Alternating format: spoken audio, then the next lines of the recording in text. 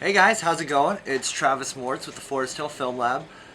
Today I wanted to do another photo book episode, but I really wanted to focus this episode on a type of shooting that isn't often talked about, and it's almost a entire genre of photography all its own, but no one really ever acknowledges it or claims that that's what they like to shoot. And so I'd like to kind of talk about that and address it because I've realized that this specific genre of photography has become my favorite of all time. It's become my life's work and my passion. So I kind of wanted to express that and also share with you guys some other photographers that have made it their life's work as well. So basically, I just want to show you guys a couple books today that kind of sum this up, and I'll explain it a little bit further. Once we get started and take a look at these books. But yeah, I wanted to basically do this episode because, as some of you guys might know, I just had a beautiful baby boy, and I'm so happy. And having a child has motivated me in ways that I could have never imagined. And now that I've got two, I feel like it's really my job to start putting my head in the sand and getting going and start working a little bit harder than I've been working already. So anyways, let's get started and we'll start talking about some of these books, and I'll explain to you guys what the hell I'm talking about. So when I talk about genres of photography, I'm mostly talking about, what is the subject matter that you like to shoot. For me personally, I picked up a camera initially because I love shooting BMX photos. So my sole passion was BMX photography, and of course I branched out from there. You could try macro, still life, street photography, portraiture, high fashion. There's so many different things that you could photograph. Some people like shooting birds or bugs, or school portraits even, or some people just like shooting newborns, or whatever it may be. We all have our niche. We all have the thing that we love shooting most. And so, for the longest time, what I loved shooting most was my friends riding their bikes. But as I grew older, things started to change, and things in my life started to become more important than my bike. And my first child was born. And it was that moment that I realized that as a father, it is my job to document this child's life, and if I don't do it, nobody else will. So that's where this genre of photography I'm talking about comes in, and it's family photography, or maybe just life, photographing life. There's all these things that you could go out of your way to shoot, but at the same time, there's things happening right in front of you that could or could not be documented. And what I'm talking about is all these moments in our life, these pivotal milestones in our life that we all experience. It might be a child being born, it might be a new puppy, it might be a car crash that you had. It could be anything really, but the documentation of your family, and basically making a collection of photographs for the next generation to have, to basically understand what your life was. So in realizing that this is something that I've really fallen in love with, and I've really made it my life's work to document my child's life for them, because like I said, if I don't do it, then nobody else will. And every day these children of ours they're getting one day older every single day, and they're changing every single day, and I feel that even if you go a month without photographing your child, you're missing out on something, and that's a part you can never get back. I talk about, at a recent Instagram post, I talk about firsts. There's all sorts of firsts in our life. It could be the first pair of shoes that you ever got, or it could be your first bike. I've got this photo right here. This is me and my first bike. And this is a physical document. Now, this photo has so much meaning to me because I love bicycles, but my mom didn't know that. She was just doing her job to document my life in its entirety. There's also a photo of here of me swimming with my dad. Just a few years after this, me and my dad lost communication, and I don't talk to him anymore. And so, again, my mom didn't realize how important this photograph would be later in life, but I'm glad she took it. And if she didn't take a Polaroid camera to the pool that day, this would be one less document that I would have. So, anyways, I digress. I wanted to show you guys some books from photographers that have done the same thing. They've made it their life's work to document their family, and they took these photos for themselves and they shared them with us. They weren't taking them for us. These weren't studio photos of Kim Kardashian where their only purpose is for showing. These are all photographs that people took because they wanted to take them, and they would have taken them with or without the book. And because of that, I think that these photos have a little bit more importance. These photos are documenting the history of someone's life, maybe not mine, maybe not yours, but somebody's. And so because of that, these photographs have a little bit more meaning to them, a little bit more meat on the bones, if you know what I mean.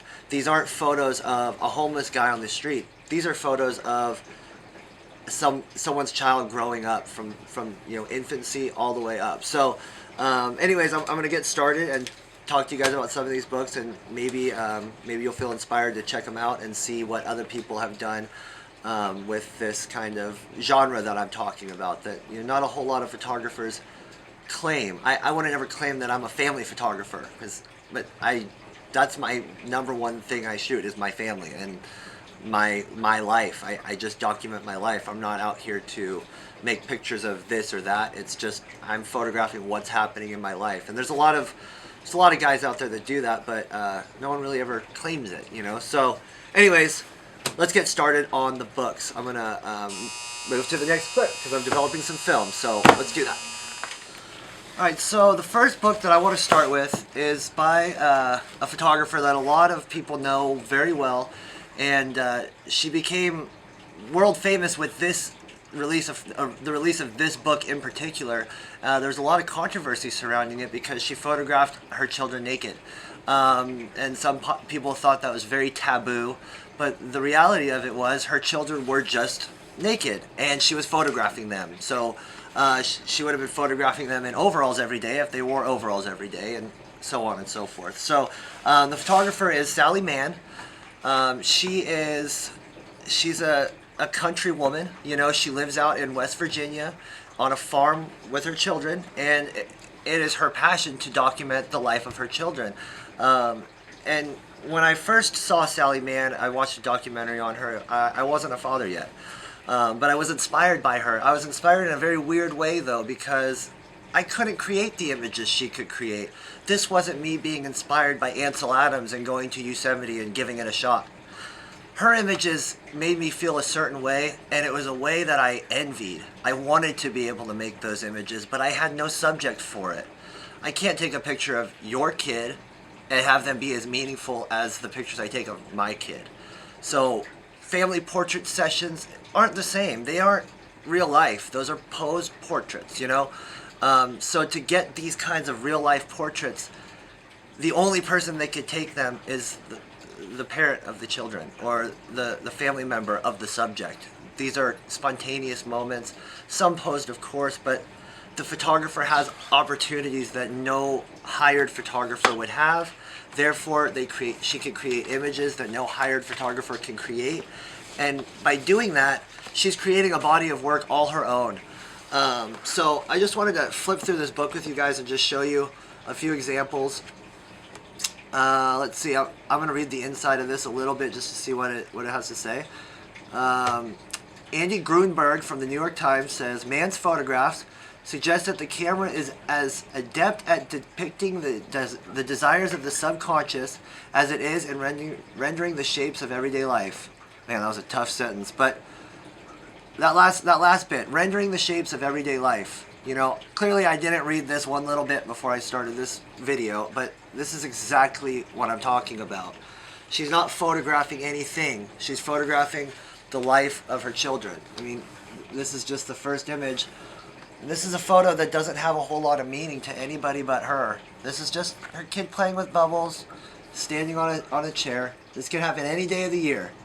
But because she decided to document it, it's important.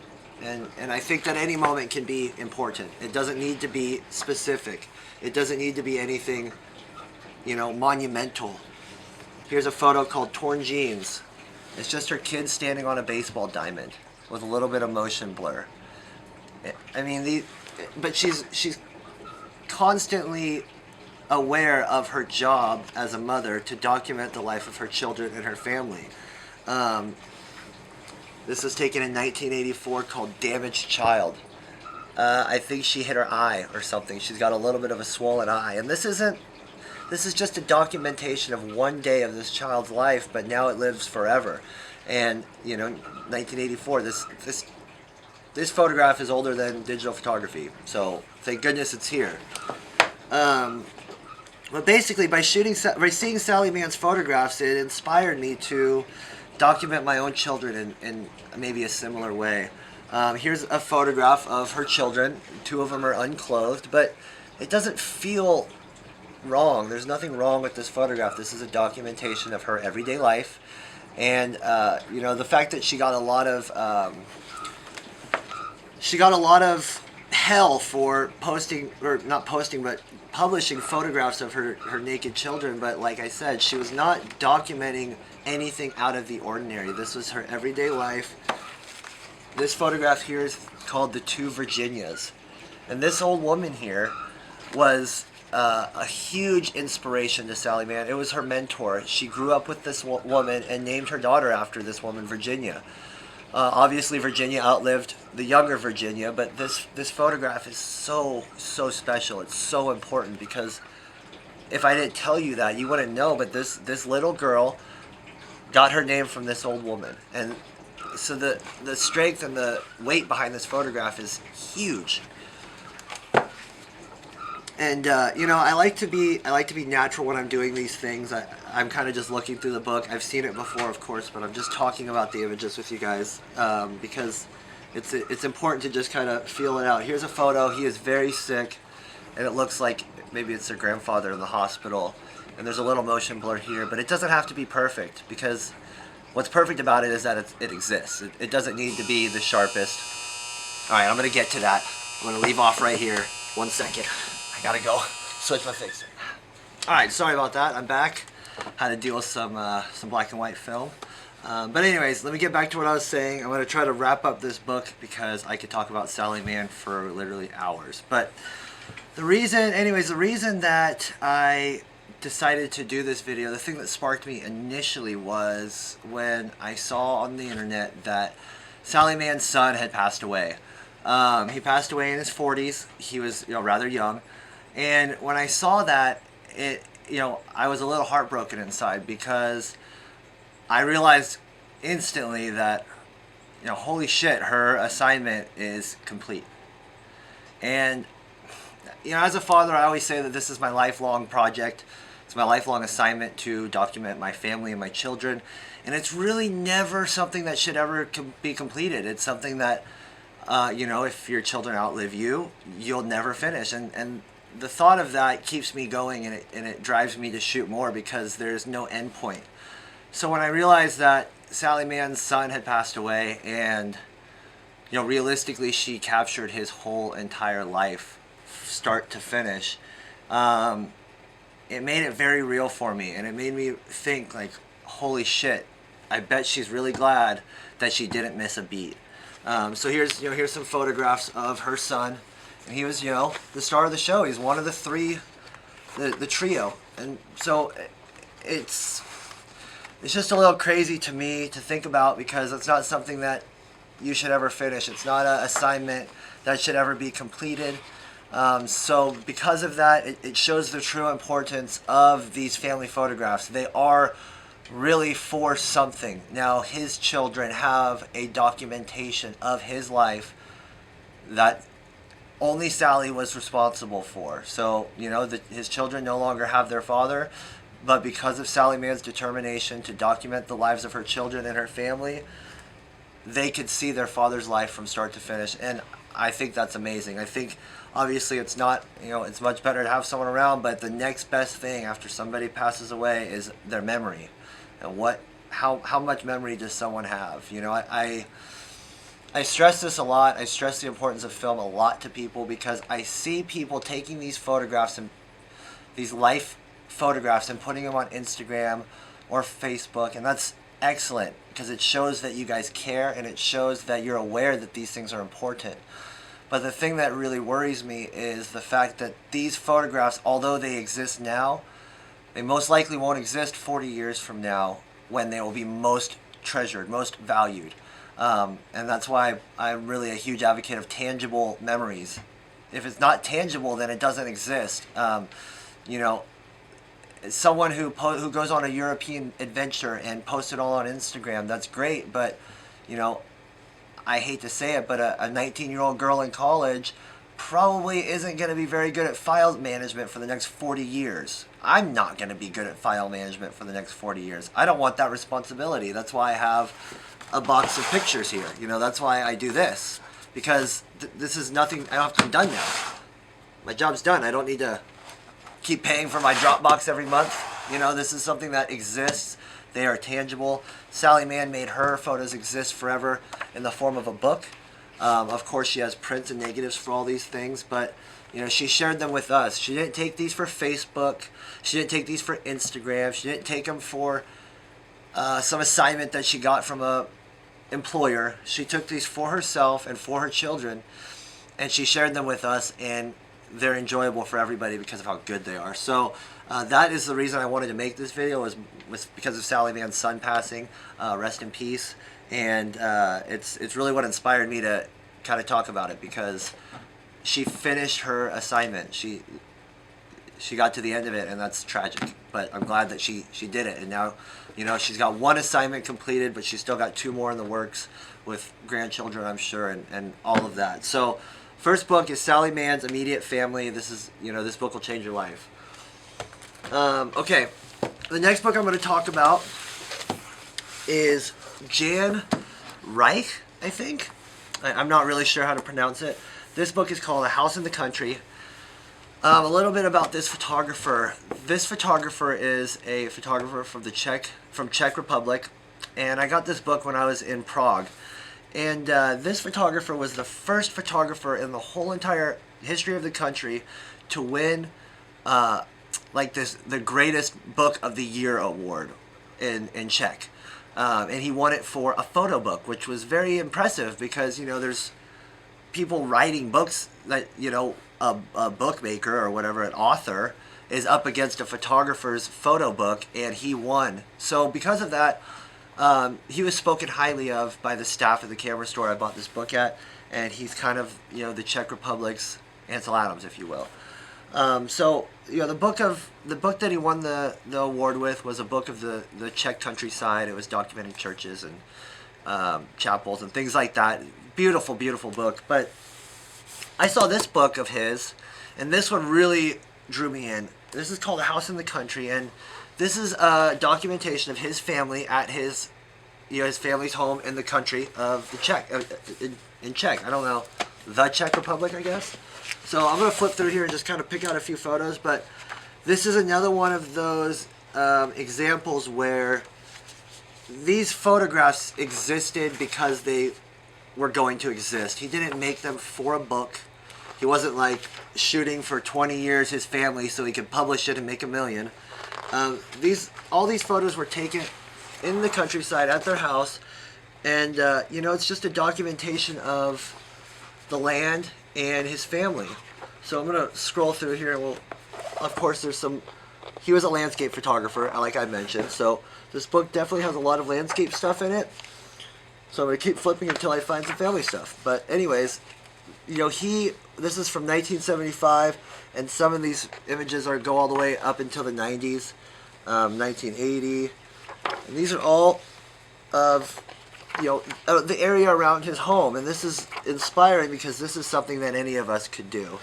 Let me see, I'm going to find some pictures. There are some really special ones in here that I wanted to show you guys, but I didn't bother to bookmark them because I like to make this seem genuine. So look at the Kerbeck family, 1982.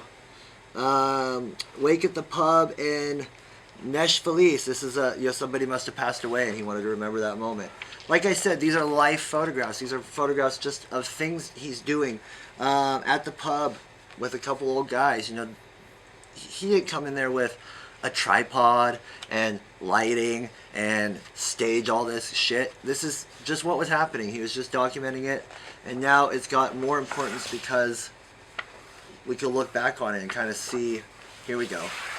So here's some photographs of children.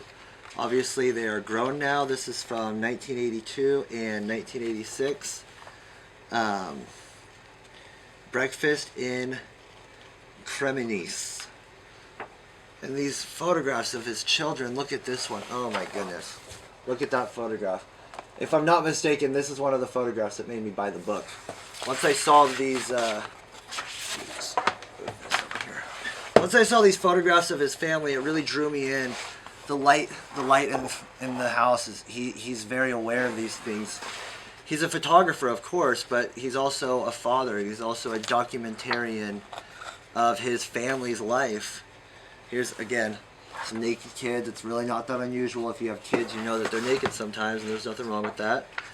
So yeah, this is another book I wanted to show you because it's an unknown, I wouldn't say an unknown photographer, but not a very widely known photographer. Here's one of his children who's grown up a little bit more. This is 1993, about 11 years later. And so, this is another example. We all have these subjects. That's the best part about this. We all have life going on. Here's early evening in summer. This is his wife taking a naked shower in like the yard sprinkler, and he shot a few of them, and they're just so beautiful and so elegant, and he felt that moment should be remembered forever. So he shot it, and now we are looking at it. It's a piece of art. So I just wanted to show you guys that one. This was not quite as moving for me as Sally Mann's book, but this one kind of touches base on the same subject of these were photographs taken nearby his house of his town, the townspeople, of his children, his family. This wasn't a broader assignment. These feel like photographs that he took, and maybe 30 years later he realized, what, I've got a body of work here, as we all would. So there's that. Jan Reich, A House in the Country.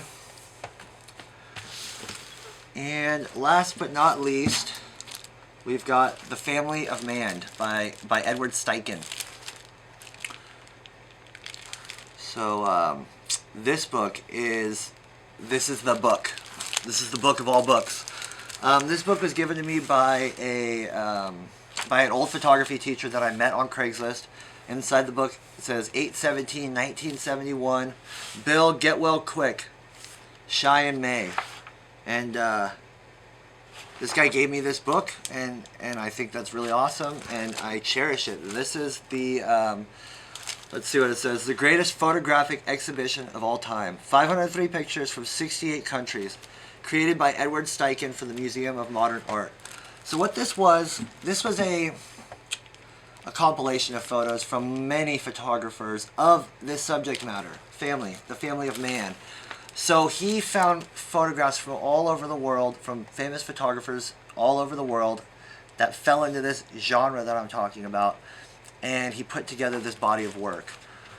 So I'm going to read the first paragraph here, and then I'm also going to read the foreword because there's some pretty cool stuff in there. So it says, I believe the Family of Mann exhibition, produced and shown first at the Museum of Modern Art in New York and now being circulated throughout the world, is the most ambitious and challenging project photography has ever attempted.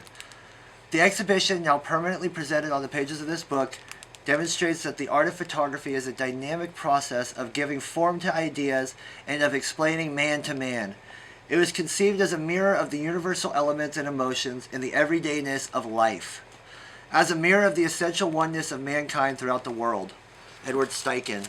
And for those of you guys who don't know, Edward Steichen was like the grandmaster of what was good in photography. Edward Steichen and Stieglitz, they were the guys that Ansel Adams brought his photos to. They were the guys that gave you approval. He curated this for the Museum of Modern Art, and this show traveled the whole entire world. So I'm going to read you the first paragraph here, and then I'm also going to read you this quote that kind of embodies the book. And this first paragraph really gets me. Like I mentioned, I just had a son 2-3 days ago, and it really sparked me to do this, so I'm going to read this. The first cry of a newborn baby in Chicago or Zambongo, in Amsterdam or Rangoon, has the same pitch and key, each saying, I am, I have come through, I belong, I am a member of the family. And that just kind of says that we all have these moments that we can photograph. We all have these opportunities. And this quote here, it's somewhat of a poem about the book. There's only one man in the world, and his name is all men. There's only one woman in the world, and her name is all women. And there's only one child in the world. The child's name is all children. And what that says is that this is, we all belong, and we should all be documenting each other. We're all the same. And the last bit, a camera testament, a drama of the Grand Canyon of humanity, an epic woven of fun, mystery, and holiness. Here is the family of man. So this whole entire book is just tidbits of people's life work collection that I'm talking about. These are just little views into every photographer's documentation of their life. So it's all different cultures, all different people in love, all different stages of life are documented in this book. As I flip through, we'll see different things. Last time I flipped through this book, I found a photo of a child being born, being pulled right from the womb. So I decided that I'm about to have that opportunity. I'm about to have that chance. Look at, this is amazing. This is the first photograph of this child ever taken, documenting from start to finish. Look at even this woman in labor. And these photographs are so important. It says the universe resounds with the joyful cry, I am. And when my son was born, I shot a photo of him before he took his first breath. I started my project as soon as I possibly could. This book is one of the greatest books that photography has to offer. This book is a very, very important book in the history of photography. As you can see, this book's very old. You guys can't tell, but these pages shimmer with silver. I don't know what they're printed with, but they're amazing. So, with all beings and all things, we shall be as relatives. Sioux Indian. Wow. So, these are all different cultures. These are it's just nothing special to the people who shot them. There's just everyday life for the people who photographed these images, but as a grand body of work, it's so much more important. These photos have so much more weight than just being any photo any day of the week. So yeah, as you can see, it's just so many different things, but it's people. It's people doing life, and it's documenting life. This isn't a high fashion portrait. This isn't necessarily a street portrait either. This isn't street photography. This is taken by people who know the subjects. This is intimate. This is very intimate photography. Here we go. This is a security administration photograph. I've mentioned Dorothea Lange in the past. The security administration is known for photographs like this. Here's Dorothea Lange's migrant mother. One of the most famous photographs in photography, and what is it capturing? Exactly what I'm talking about. The struggles of life. Anyways, I wanted to show you guys these books. I wanted to share with you my passion for this genre that I've discovered, that I've been graced with. As a teenager, I didn't have a whole lot of things in my life going on that needed documentation, so I found other outlets. But now that I'm a father, every single day I've got something I could shoot. Every single day is a new day. It's new subjects, and no frames are wasted frames, because I'm just adding to my document. I'm adding to my grand project that I hope I will never finish. So anyways, I'm going to quit talking now. I feel like I pretty much summed it up pretty good.